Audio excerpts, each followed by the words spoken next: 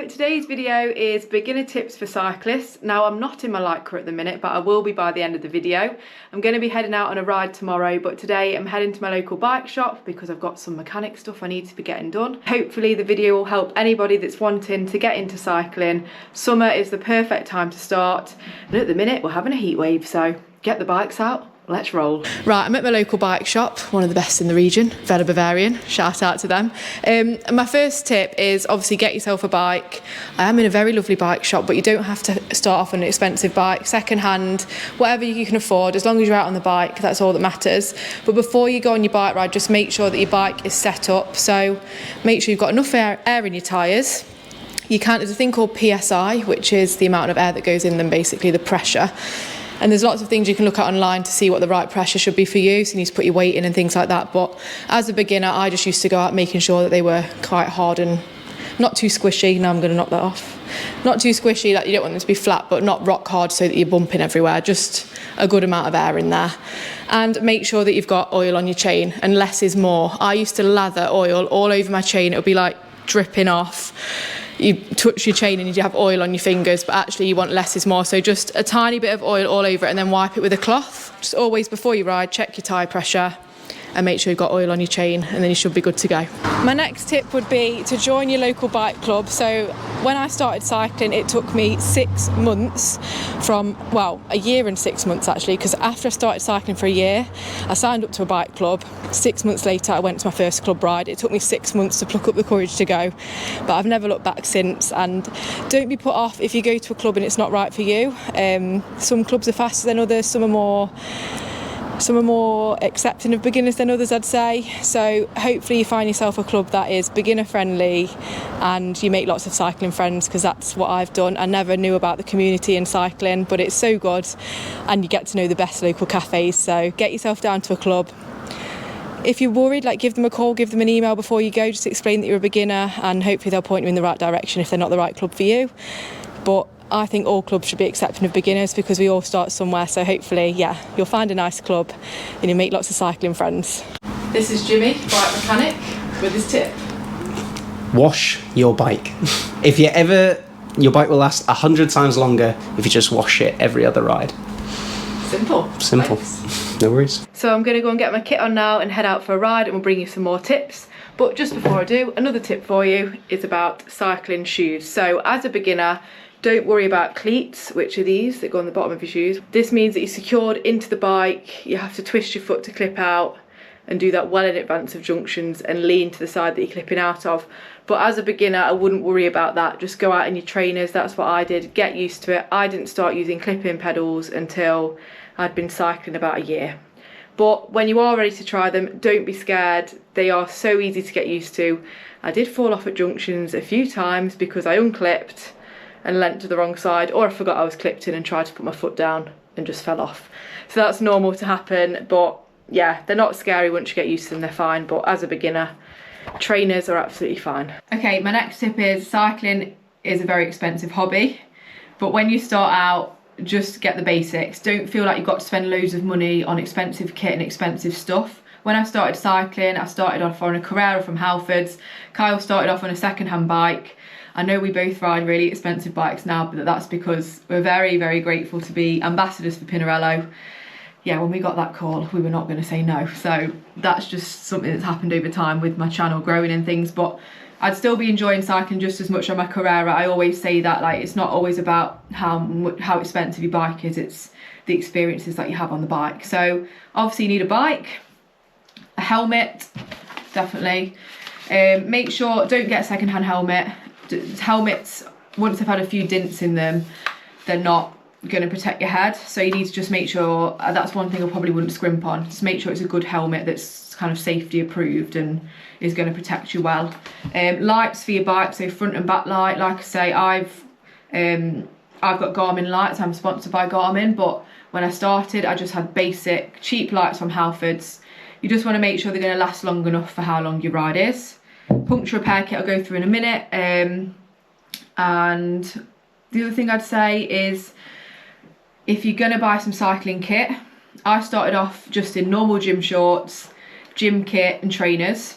The one thing I would buy if I was going to buy any cycling kit and I can only afford one thing, it'll be cycling shorts. They've got padding in, so I've got some over here, hang on, just noticed them, hanging on the dryer. Hang on a minute. So cycling shorts, I didn't know these existed when I started cycling, I wish that I did. They have padding in them, so these are clean, fresh out the wash. They've got padding like this in. They have different types of padding, but basically it just protects your bum.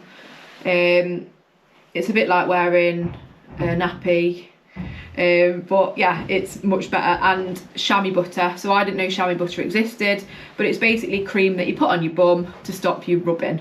So I put it, people always ask me where I put it. If this was my bum, that's the back of my bum. I put it like where the seams are of the padding basically. So where all these seams are, I put that onto the derriere. And it just keeps you comfy. So yeah, and I always take a little tub of that with me on the ride to top it up if I need to, especially longer rides. As you get more into cycling, you do longer distances if you want to. You might not want to. Sometimes if you stop, you just reapply it just because it can come off if you're on the bike for a long time. But yeah, that would probably be the basic kit I'd get. And then obviously just water bottles, yeah, helmet, bike, lights, puncture repair kit, water bottles. And yeah, and then I say you don't need to spend loads of money on cycling kit as well. As you get more into it, yes, you might want to spend more on a really good pair of shorts or a really nice jersey. I get like jerseys for my birthday sometimes. If I see a nice one, I'd rather have that over some normal clothes now. I'm a bit weird. But you don't have to spend loads. My first cycling kit that I got, once I'd realised it existed, I started off in my running clothes. I started off just getting kit from Sports Direct, and it's nowhere near as comfy as what I ride in now, but at that time it was comfier than my gym clothes, so for me it felt comfy. But now that I've got the kit I've got, I'm like, wow, how did I used to ride in that? But it's all about what you've already, it's all about like perspective, isn't it? Like for me that was comfy at the time. So yeah, don't go out spending loads of money on kit when you're just starting, because you might not even like cycling, so you don't want to waste money. But if you do grow to love it like I do, then yeah, go for what you can afford. I always try and get kit off like sales as well. Like they do really good sales at the end of seasons, and that's a really good time to buy kit. And like jerseys, you can go on Vinted and things like that and get second-hand jerseys. I probably wouldn't get second-hand bib shorts just because I don't really like the idea of wearing something that someone else's bum's been in. But oh, and you don't wear pants under your bib shorts. So I don't know if you can see me on the camera, but yeah, they're designed not to wear pants under. If you wear pants under them, you're probably going to get rubbed. So yeah, we don't wear pants. Know how to fix a puncture. There's loads of videos online. I did one earlier in the year. It seems daunting, but it's really not. Once you've got the hang of it and you've practice at home. Sorry, my dog's here. Chester. He's interested in the helmet. Practice fixing a puncture at home. So just take your tyre off, take the inner tube out, put it back in, put it back on. Just so that you're confident doing it at home, and then when you're on the road, when you're stressed and you're worried, you know you've done it at home so you can do it out on the road. Because the last thing you want is having to be a damsel in distress, or the male version of a damsel, I don't know what that is, a damson, and have to ring a taxi or ring someone to get you. So always take your puncture repair kit stuff with you. So for me, that's a pump, an inner tube, because you can get, there's different types. You can get inner tubes, or you can get tubeless, which is where your wheels are filled with a sealant that is meant to self-heal if it gets a puncture basically. But as a beginner, and I'm not a beginner now, but I just like the inner tubes because I know how to fix them.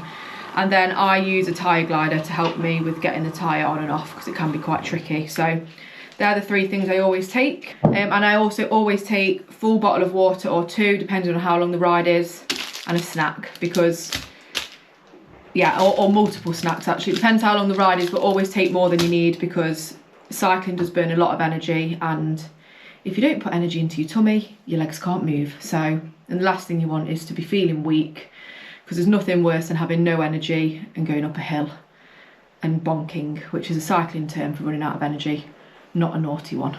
So I'm out riding now with the trusty Kyle and our mate Dan. And another tip I'd give is, when you're a beginner, don't worry about your speed. That will come with time. When I started, I never looked at speed, and over time, just by doing regular rides, my speed increased. So yeah, and don't worry about watts either. Watts is how much power you put out with each pedal. there's a lot of talk about that in cycling, but I'd say don't worry about that when you start off. Just get out and enjoy it.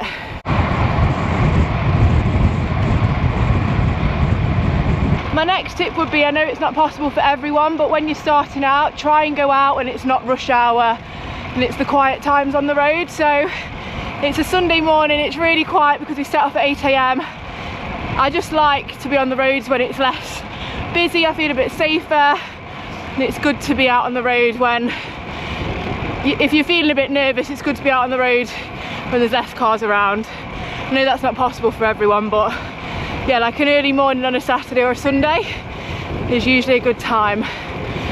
And yeah, also focus on yourself, don't worry about the others. The men have sprinted off, you're having a bit of fun. In the past that might have bothered me, I'd be like, oh, I'm slow, I can't keep up, but now I'm just like, do you know what, focus on me, they'll wait for me up there, it's all good. So don't be hard on yourself, don't compare yourself to others. We've all got different experience and different fitness levels, and the main thing is we're all out on our bikes. So yeah, try not to be hard on yourself and just focus on you. I've got them now. They were chasing a tractor and using it to slipstream. Not funny. Leaving me for dust is what they were doing. Try your brakes. I won't be doing that while I'm going uphill. My next tip is, hills are hard and they don't really get any easier. I mean, I suppose they do a bit, but they're always hard, and just breathe deep. I always use a little mantra of, I can, I will, to each pedal stroke. And yeah, just take your time. And if you need to get off and walk, get off and walk. It's okay. Kyle had to do that on our first ride. There's no shame in it. As long as you get up to the top, doesn't matter how long it takes. So yeah, you're not the only one if you find the hills hard. On the climbing tips as well, remember to look up, not down. Look up at the beauty around you. Hopefully you've got a nice view at the top, and focus on your breathing. Count it if you need to. Good morning, mateys. Yoo-hoo! Miku, I should say. Oh, someone's an angry cow. I feel like that one might be Daddy over there. Yeah, maybe. Oh, look at the little baby. Look at the little one. Really small heart. Right, Kyle's got a beginner tip. I'd say whenever you go on a ride, especially in the winter, be prepared and usually take a raincoat. Because you're in the UK. Even if it's forecast sun. You're in the UK. That changes in half an hour. And Obviously not a day like today, you're alright. And enjoy the sound of the cows. If you're expecting a small chance, I'd take anything. Yeah. Hey, look, the fighting here, look. Jeez. Well.